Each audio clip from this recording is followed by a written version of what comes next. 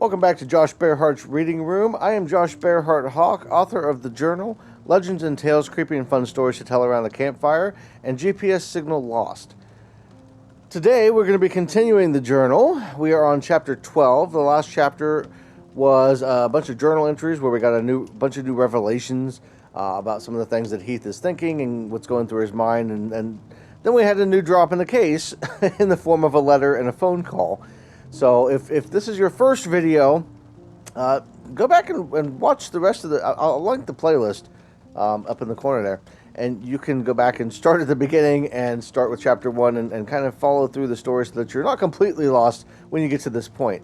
But if you have been following along, let's go ahead and get started with chapter 12. Chapter 12 is titled All Hail Caesar. The sound of the office door opening brought Heath out of a wonderful dream. He'd been having dinner with Samantha at a beautiful restaurant in Paris, with the Eiffel Tower looming large in the background. He didn't dream of her often, but the dreams he had made him long to leave all the antiquity hunting behind. As he lay on the couch trying to wake up, he heard the door close, and within a couple of seconds, Samantha came striding into the room with an armful of books. She looked over at him and grinned. "Did me getting work done wake you?" "Hardly. My eyes were drying out, and I just needed to rest them for a few." He realized from the look on her face that she knew better. As he sat up on the couch and let out a yawn, she set the books down on a coffee table in front of him. "Is this your idea of a fun Saturday night?" he asked. "These are the books my dad used when he was cracking codes. There are hundreds of possible solutions here. We just need to sort through them all and find out which one works." "So it's going to be a long night then. How about you get started while I get us something to eat? I'm not awake enough yet to comprehend anything more than a takeout menu. Does pizza sound good?" His stomach growled as he said this, bringing a smile to Samantha's face. "Sure, just don't order it with pineapple this time," she laughed as she picked up the first book and began shuffling through the pages. Heath ordered dinner and then went outside to get some fresh air and try to wake up. The sun was just sinking over the horizon, and the heat of the day was beginning to relent. As he looked up at the orange and red sky, he couldn't help but wish he was finished with this case. There had been so many twists and turns, and yet they were essentially right back at the start. Samantha's face lit up when Heath walked back in with pizza in hand. She had several books open in front of her on the coffee table and was writing something down in a notebook. "Find anything?" Heath asked as he handed her a plate. "I think I might be on the right track. From what I can tell, it looks like we're working with the Caesar cipher." "I don't think I've run across that one yet. I'm guessing it's related to Julius Caesar?" Heath could barely get the words out through the slice of pizza he was munching on. "You would be correct. It was invented by Caesar himself to hide messages from his enemies. Basically, you shift the alphabet a certain number to change the words you want to hide. The trick is knowing how many letters to shift and in what direction. The number could technically be anything, but usually it's somewhere between 1 and 25, since there are only 26 letters in the English alphabet." She looked pleased with the fact that she knew something he didn't. "Okay, so then we need to just write out the letters one by one until it makes sense." This was probably easier than he was imagining, but he didn't really want to spend the whole night moving letters around. "I'm going to make a table that will help us, but honestly it will be a lot of guess and check. We'll start with the first word and go until it makes sense, then move on down the line. If the whole thing is the same shift, this should be rather easy."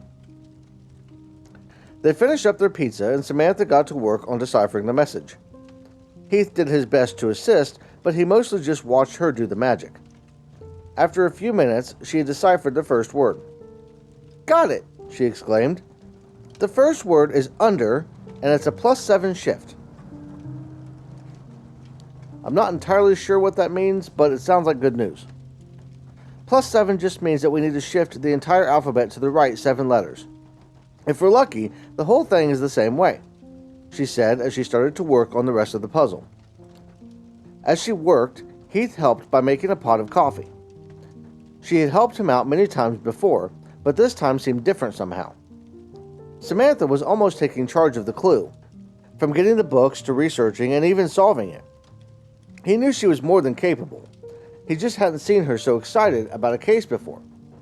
Normally, he would ask her for help when he was stuck on something, and they would sit down and talk about it, but she never volunteered information.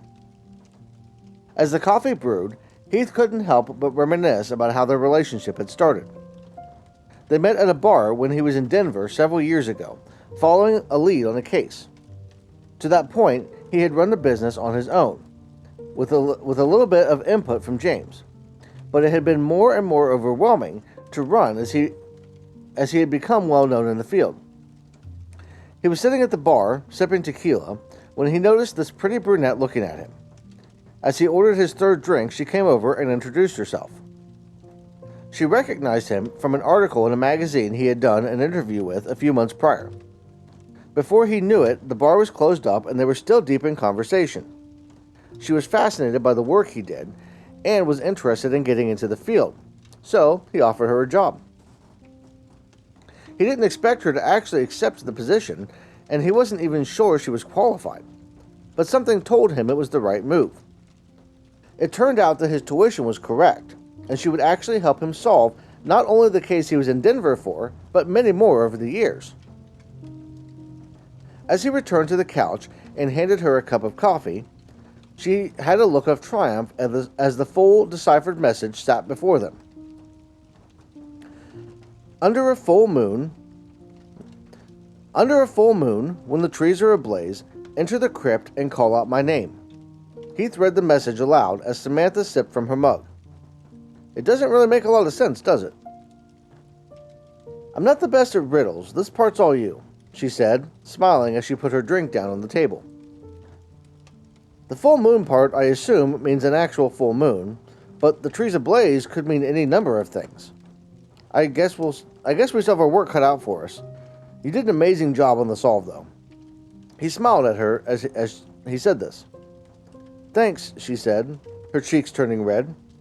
I need to step outside for a few minutes, though. I feel like I've been sitting here for hours. She got up, taking her coffee and heading outside. Heath turned his attention to the riddle, knowing it was going to take some time to figure this one out. The following day saw Heath buried in books, searching for answers. His best guess on the trees being ablaze had initially involved a forest fire, but that had been ruled out when Samantha suggested a change in the seasons and fall color being more likely.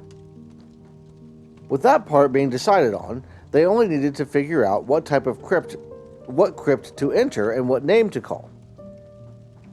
Solving the remainder of the riddle would be put on hold when James returned from Fredericktown, where he had been searching for Mark Appleton. Hopefully your day's been as productive as our night and day have been, Heath said as James sat down in the armchair in the corner of the room. I suppose you could call it productive, but I'm not really sure how helpful it'll be. James pulled out a cigarette and lit it as he spoke, offering one to Heath before putting the pack on the table. Did you find this Mark Appleton guy? Samantha asked, startling both men who had forgotten she was sitting on the couch.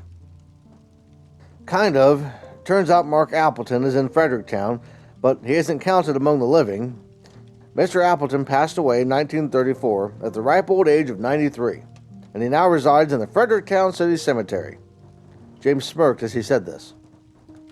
What the hell does a man who died 30 years ago have to do with our case? Heath asked.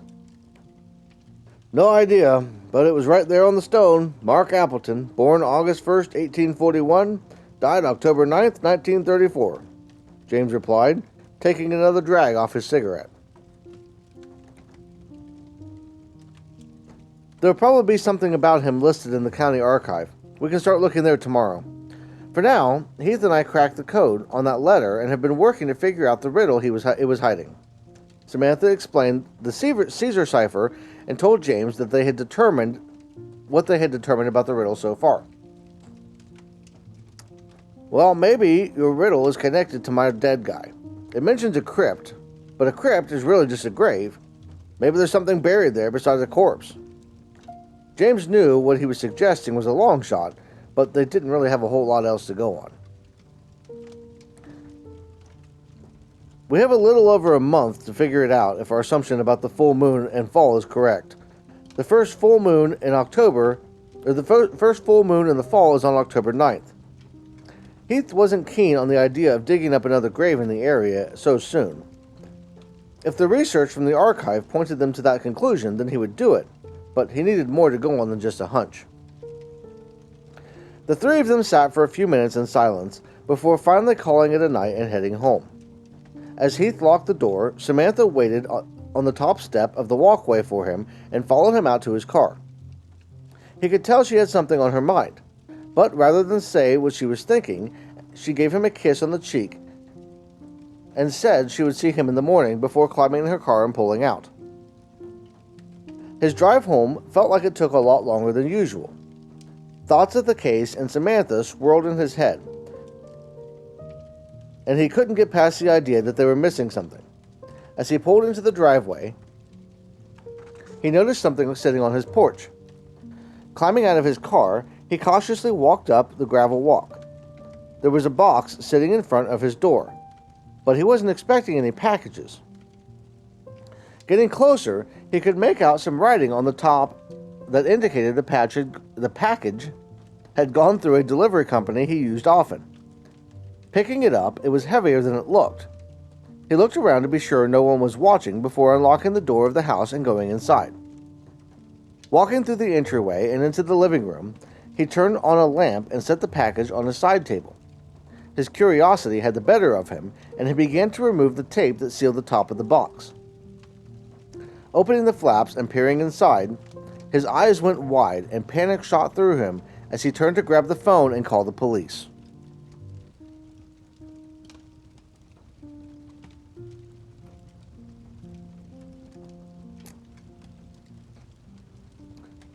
Samantha and James pulled up to the sight of flashing blue and red lights from the patrol cars sitting in Heath's driveway, as well as an ambulance parked in the street.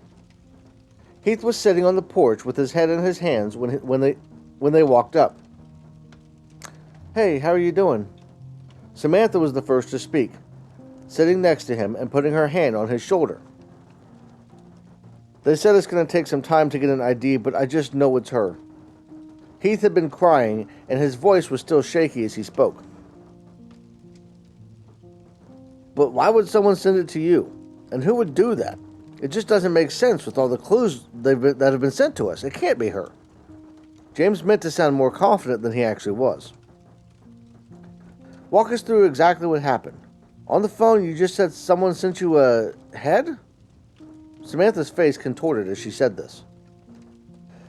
"I came home and found a box on the porch. When I took it inside and opened it, I saw the face of a young woman staring back at me. I called the police and you guys before coming out here and getting sick in the flower bed." His voice trailed off as he put his face in his hands again and began sobbing. The police finished clearing the scene and took Heath's statement, finally leaving around midnight. James offered to drive Samantha home and return himself to keep Heath company, but Samantha said she would rather stay and help where she could. By around 2 a.m. they were all getting tired. Heath was sitting in his recliner with Samantha on the floor next to him, and James was on the couch. "Why don't you go home and get some rest? I'll stay here with Heath," Samantha offered James. "Are you sure you wouldn't rather go? I'm fine with sticking around." "No, I'll stay. We'll meet you back at the office around 9, Samantha said. "All right, I'll head out. You two get some sleep and I'll see you in the morning," James said as he got up from the couch and headed to the door. After he left, Samantha went to the kitchen and warmed up some milk for Heath. She could tell he was exhausted and hoped the milk would help him relax enough to finally doze off. When she returned with the cup of milk, she found him sitting up in the chair, staring out the window. "What do I tell Dee?" he asked. "You wait until they confirm the identity, then you just tell her the truth. We did the best we could, but this case was just more than we could handle," she said as she handed him the mug and sat down again at his side. "I just don't get it. Was she actually kidnapped? Who was sending those clues? Why would they kill her after seemingly trying to help us find her?" Heath knew he would probably never get the answers he was hoping for. "We can focus on finding answers later. For now, you need to get some rest, she said. She helped him get out of the chair and walked him to his room. As he laid down, barely able to stay awake, he looked in her eyes and smiled. You know, you're the rock I've leaned on for so long. I don't know where I'd be without you, Samantha. Probably laying in a ditch somewhere, wishing you had a woman like me to keep you in line. She couldn't help but smile at the thought of him trying to get by alone and how hectic it all would be. Seriously, I'd be so lost. I was already having trouble running things when you came along. You've been so amazing over the years, and I haven't told you how much I... He stopped mid-sentence, not sure he wanted to say what he was about to. Get some rest. In the morning we can focus on what comes next. Samantha leaned down and kissed his cheek before getting back up and walking out to the living room to lay down and get some rest herself. Turning off the light, she grabbed a spare blanket from a closet in the hallway and curled up on the couch. Before she could fall asleep, a noise from outside caught her attention. It sounded like someone was walking on the porch near the front door. Unsure of what she should do, she peered toward the window, a few feet away, that looked out onto the porch. As she watched, a dark figure walked in front of the window, stopping and leaning down to peek in. The only light was coming from a street lamp on the side, partially illuminating the face and long hair of a woman looking around. After what felt like an eternity, the woman stood up and moved away. Samantha could hear her footsteps moving back toward the door and finally down the steps. She waited several minutes before climbing off the couch and walking over to the window. In the darkness, it was hard to see much, but it appeared the woman had gone. Telling herself it was just another neighbor who had come over to see what the fuss from earlier was about, Samantha laid back down and tried to sleep. She could hear birds chirping outside as she finally drifted off. Normally, it was the feel of the morning sun that woke Heath, telling him it was time to get up and start the day. Today, however, it was the smell of coffee and bacon. Climbing out of bed and shuffling to the bathroom, he could hear the sound of music coming from the kitchen. After his morning routine was complete, he followed his nose and the source of the wonderful smell, finding Samantha standing at the stove with bacon and eggs sizzling away. "You're making breakfast?" he asked. "I hope that's okay. I was having trouble sleeping and my stomach started growling, so I figured I'd come out and see what you had in the refrigerator." Though the smile on her face tried to hide it, her eyes looked tired. "I'd never turned down bacon. I just didn't expect to wake up and find such a wonderful surprise." He made his way over to the coffee pot and poured them both a cup. He had hoped the previous night had been a dream, though having Samantha still here and making breakfast made up for the fact that it was all real. "Sit down and I'll bring you a plate," Samantha said, as she pulled 2 plates from the cabinet. He sat down at his usual spot, sipping from his mug and placing hers at the spot next to him. Samantha brought over all the plates and joined him, her smile now much brighter than when he first walked in the room. "You seem rather cheery this morning. Sleep well?" Heath asked with a sly grin. Yeah, I slept all right. Not very long, but long enough." Her cheeks turned bright red as she started eating. Heath knew something was up, but he decided to let it go while they ate.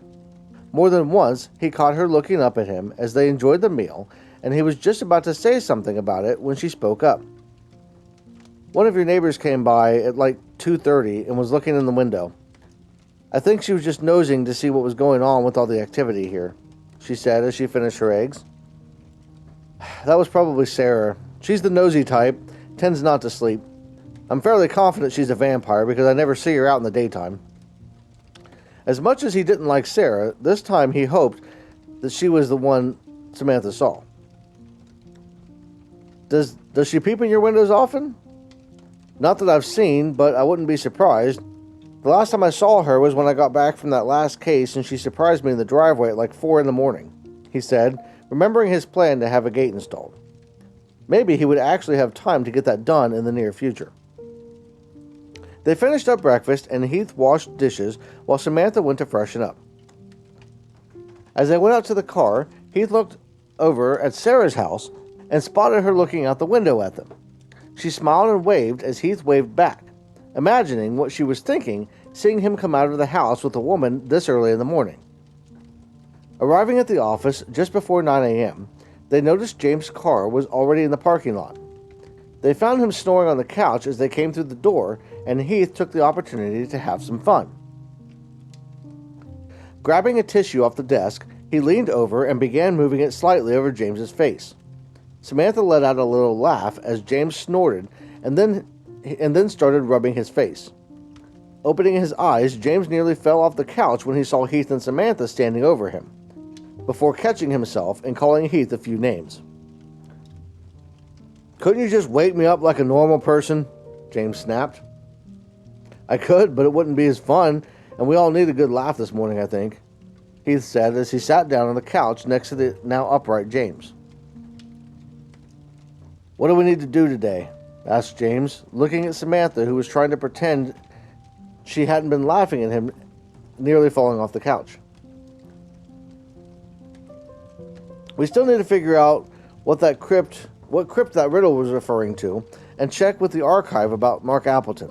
The police probably won't have an ID on the head for a few days, so it won't do much good to follow up on that until next week," Samantha said, looking back and forth between the two men to see if they had anything to add. "That should be enough to keep us busy for a bit. Maybe we can team up on the archive research to get it done faster, then focus on going back through all the information we have to see if we can't figure out the riddle," he suggested. Agreeing on the plan, the three of them piled into Heath's car and set off for the county archive. Chaos greeted them as they arrived, however, in the form of fire trucks, squad cars, and an ambulance parked outside the building as smoke poured out of the windows. Parking and climbing out of the car, they all stood in shock as they watched the building burn.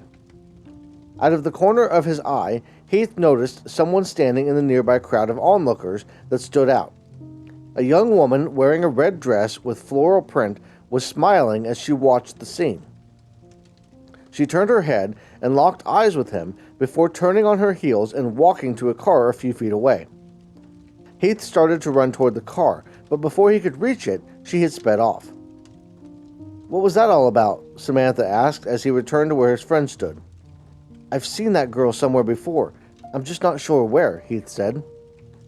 Before he could gather his thoughts, an explosion from inside the building knocked all of them to the ground. Just before he lost consciousness, Heath looked over and saw Samantha lying a few feet away, covered in blood, and pleading with him to help her. So that is the end of chapter 12. It's a rather long chapter. My battery on my camera died halfway through, so you might have seen there's a little bit of quirkiness going on there, but hopefully we got everything just fine. But yeah, a lot happened, a lot of different stuff going on. The next chapter is probably one of the hardest chapters in the entire book for me. It was hard when I was writing it, and it's going to be really hard to read it. But so stick around for that. If you want to catch Chapter 13 right now, it's over on Patreon if it's not already on YouTube. I release these a week ahead of time for patrons. So if you head over to Patreon, you'll be able to catch those over there. But that's all I got. Everybody have a great rest of your day, and I will see you in the next one.